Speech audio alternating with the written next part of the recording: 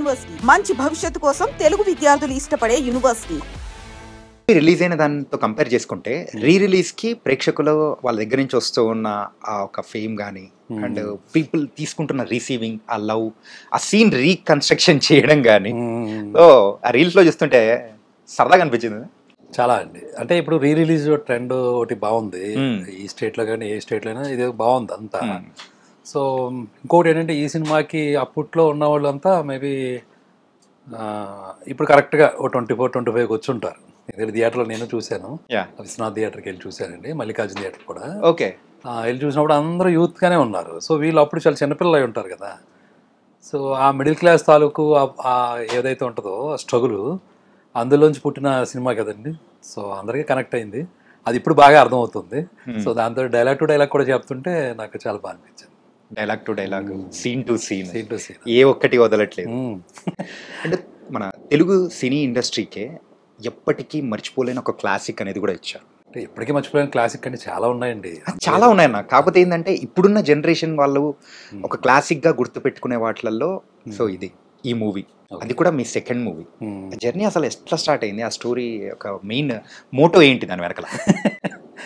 యాక్చువల్గా అండి కొత్త బంగారు లోకం తర్వాత ఈ సినిమా అని అనుకోలేదండి. ఓకే, వేరే చాలా ఐడియాస్ ఉంటాయి కదా, ఏ ఐడియా చేద్దాం ఎలా చేద్దాం అని అనుకుంటా ఉన్నాను అనమాట. కానీ తర్వాత సంక్రాంతికి ఇంటికి వెళ్తున్నాను, కరెక్ట్గా దుర్గుడి దాడుతున్నాను. అప్పుడు మార్తాండిక వెంకటేష్ గారి నుంచి ఫోన్ వచ్చింది. ఓకే, ఇలాగా నాగార్జున గారికి ఏదైనా కథ ఉందా అని. అంటే ఇప్పుడు సడన్గా ఏదో నేను ఏంటంటే వరుణ్ సందేశ్ ఇలాగా ఓ 16 ఏళ్ళు 17 ఏళ్ళు అలాంటి ఒక సినిమా చేశాను, టీనేజ్ మూవీ. సడన్గా నాగార్జున గారు అనేసరికి అంటే ఇప్పుడు డైరెక్టర్గా అన్నీ చేయాలి. ఇప్పుడు ఆ టైంలో మనం రెడీగా ఉన్నామా లేదా అనేది ఒకటి ఉంటుంది కదా పాయింట్. చెప్తాను సార్ అని అప్పటికి ఫోన్ పెట్టేసిన తర్వాత ఆ జర్నీలో ఆలోచించుకుంటున్నాను, ఇప్పుడు నిజంగా ఆపర్చునిటీ వస్తే ఇప్పుడు ఈయనకి ఎలాంటి కథ చెప్పాలి ఏంటి అని. చాలా క్యాజువల్గా అన్నతమ్ములు కాదని చెప్పి అంతకుముందు ఫ్రెండ్స్ తోటి అంటా ఉండేవాడు అండి. ఇప్పుడు మా ఇంట్లో జరిగేది లేదా వేరే అందరిలోనూ ఒక ఫీలింగ్ ఉంటుంది కదా, అది బేస్ చేసుకుని ఏదైనా చేస్తే బాగుంటుంది అని ఒక ఆలోచన అంతే, అందుకని మించింది ఏమీ లేదండి. అలాంటిది ఏమైనా చేద్దామా పోనీ అని అనుకుంటా ఉన్నాను. 2 రోజుల్లోనే మరి బ్యాక్ వచ్చానండి. వచ్చి నాగార్జున గారిని కలిస్తే మల్టీ స్టారర్ అని ఒక పాయింట్ ఉంది సార్, ఇంకా దాన్ని డెవలప్ చేయలేదు, 2 కావాల్సి వస్తారు సార్ అని చెప్పేది అన్న. ఆయన సరే చూద్దాం అన్నారు, ఎందుకంటే అప్పటికి ఇంకా నేను కథ చెప్పే పొజిషన్లో లేను కాబట్టి. ఓకే, కరెక్ట్గా 3వ రోజుకి మళ్ళీ ఇదే మార్తాండి వెంకటేష్ గారు సురేష్ బాబు గారు పిలుస్తున్నారు,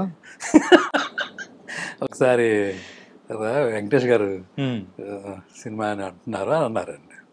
అంటే మేబీ ఈ ఫ్యామిలీ మూవీ అనే ఆలోచన అక్కడికి ఏమైనా వెళ్ళిందో నాకు తెలియదు. ఓకే, అప్పుడు అక్కడికి వెళ్తే 2 ఉన్నారండి, సురేష్ బాబు గారు ఉన్నారు, వెంకటేష్ గారు.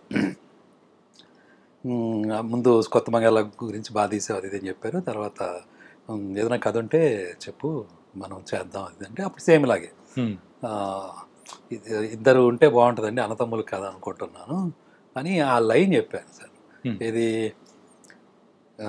మనం సమాజానికి ఏమి ఇచ్చినా ఇవ్వకపోయినా, మనం ఎంత సేవ చేసినా చేయకపోయినా ఓ మంచి సామరస్యంతో కూడిన కుటుంబం ఇస్తే చాలు, ఇంకా అంతకు మించిన సేవ అంటే పెద్ద ఉండదు.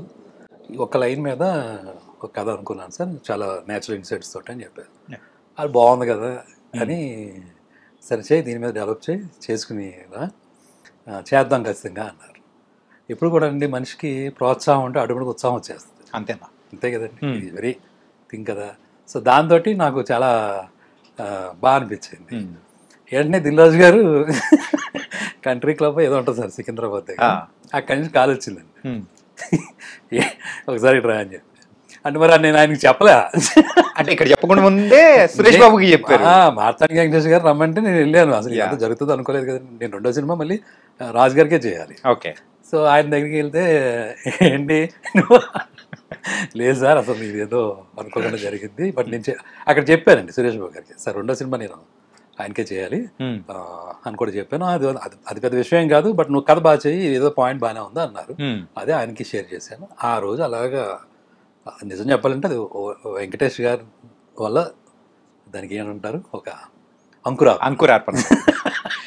కానీ సార్ ఫస్ట్ రాజు గారికి అంటే ఇద్దరు హీరోస్, అది కూడా పెద్ద హీరోస్ కావాలి అని అన్నప్పుడు అరే అవునా వద్దు వద్దు అని చెప్పేసి అన్న సందర్భం ఏదో ఉందని మేము విన్నాం. ఇది నిజమా? అంటే ఒక లెవెల్కి వెళ్ళిన తర్వాత ఈ డెవలప్ చేసి ఇదంతా మళ్ళీ నెక్స్ట్ వర్షన్ చెప్తాం కదండి. అప్పుడు వెంకటేష్ గారికి మళ్ళీ చెప్పినప్పుడు ఆయన అన్నారండి, ఇది ఏదో చిన్నగా తీసుకుంటే కాదు, గుండం కథలాగే చేస్తేనే బాగుంటుంది, పెద్ద హీరోలు అయితేనే బాగుంటుంది. ఇప్పుడు నేను నాతో పాటు ఒక పవన్ కళ్యాణ్ లేకపోతే ఒక ఇలాగా అని ఆయన నోట్ అంటేనే 2-3 పేర్లు వచ్చినాయి. నా పరిస్థితి ఎలా ఉంది తెలుసా మీకు? చెప్పండి సార్. అంటే మనం ఎప్పుడు ఊహించిన పేర్లన్నీ వస్తున్నాయి. That is one thing. రెండోది దానికి తగ్గట్టుగా చేయాలన్నా కసి ఉంటుంది కదా ఆటోమేటిక్గా. సో ఆ విషయం నేను రాజు గారికి చెప్పాను. ఓకే, ఇలాగ వెంకటేష్ గారు కూడా చెప్తున్నారండి. సో మనం దానికి తగ్గట్టుగానే నేను సినిమాలో ఉందండి, ఆ విషయం ఉంది, దాందే ఉంది, నిలబడుతుంది ఖచ్చితంగాను చేద్దామని. అంటే అప్పుడు కుదురుతుందో లేదో, ఎందుకంటే చాలా క్లాషెస్ ఉంటాయి కదండి ఇంకా సాధారణంగా బిలీఫ్ సిస్టమ్స్. కానీ సార్ మీరు ఆ మూవీ ఇద్దరు స్టార్స్తో తీయక ముందు కంపేర్ చేసుకుంటుంటే ఒక 10-15 ఇయర్స్ ముందు వరకు కూడా ఒక ఇద్దరు స్టార్స్ కలిపి చేసిన మూవీస్ చాలా అంటే రేర్. ఏదో క్యామియో ఇచ్చేసి వెళ్ళిపోవడం అనేది చూస్తాం తప్ప అది ఇద్దరు స్టార్స్ ఉండి చేయడం అంటే అప్పట్లో పెద్ద హాట్ టాపిక్ అనేది కూడా నడిచింది. మీ మీద కూడా ఒక స్పెక్యులేషన్ అనేది కూడా ఊహించని అంటే రీతిలో పెరిగిపోయే ఉంటుంది కదా ఆ సిచ్యువేషన్ హ్యాండిల్ చేయడం, అది కూడా సెకండ్ మూవీకే. అంటే అది ఎప్పుడు ఆ ధైర్యం వచ్చిందంటే మహేష్ బాబు గారు ఎప్పుడైతే వచ్చారో నాకు అసలు చాలా ధైర్యం వస్తుంది. ఎందుకంటే ఆయనతోటి సినిమా చేసిన అనుభవం వాళ్ళు చెప్పాలండి. ఓకే, వాళ్ళకు తెలుస్తుందండి ఆయన అంతా ఎలాగా చూసుకుంటారో, ఎలాంటి బలాన్ని ఇస్తారు అనేది. సో దట్స్ సరే. ఏం చెప్పొచ్చారు సార్ మహేష్ బాబు గారిని? ఏం చెప్పారు, ఇది అది అది చాలా విచిత్రంగా జరిగిందండి. మళ్ళీ రాజు గారి దూకుడు సెట్కి తీసుకెళ్లారు. మహేష్ బాబు గారికి చెప్పాను అని చెప్పేసి నాకు ఇంకా బాగా అనిపించింది అండి.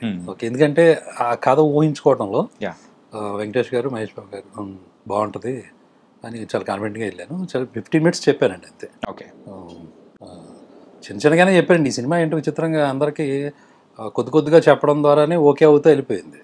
అంటే కంప్లీట్ స్టోరీ అసలు అంటే కంప్లీట్ స్టోరీ లేదని కాదు, అంటే ఫస్ట్ చెప్పేటప్పుడైనా కానీ అంటే ఆయన కూడా 15 minutes చెప్పారండి. ఇలా అన్నతమ్ములు ఈ మధ్యలో ఉన్న బాండ్ ఏంటి, మెయిన్ కాన్ఫ్లిక్ట్ అండి. అది బాగా నచ్చిందండి మహేష్ బాబు గారికి. అంటే అది ఏదో చాలా పెద్ద విషయంగా ఉండదండి, అది లోపల ఉండే విషయం అది. దాన్ని అప్పుడు ఎప్పుడైనా ఎవరైనా ఎలా చూసుకుంటారు ఒక ఆర్టిస్ట్గా, ఆయన ఓకే ఈ పర్ఫార్మెన్స్ స్కోప్ ఏంటి, ఇది చాలా డిఫరెంట్గా ఉంటుంది అని ఒక పాయింట్ ఉంటుంది కదండి. ఇప్పుడు విలన్ అనేది లేకపోతే కాన్ఫ్లిక్ట్ అనేది బయట పెద్ద పెద్ద బాంబులతో చేసేది ఉంటుంది, గుండెల్లో డైనమైట్లు పగిలేది ఉంటుంది. రెండు ఒకటేనండి. ఆడియన్కి ఏదైతే అది కనెక్ట్ అవుతుందో దాంట్లో వెళ్తారండి. సో ఆ నమ్మకంతో మనం ఉన్నప్పుడు ఏ కథైనా మనం డీల్ చేయొచ్చండి. ఓకే, సో అంతే. అది కొన్నిసార్లు వర్కౌట్ అయిందా లేదనేది దానికి 100 కారణాలు ఉంటాయి.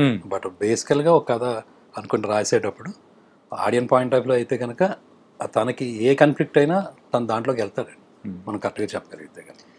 అది కూడా ఈక్వల్గా ఫీల్ అవుతారు.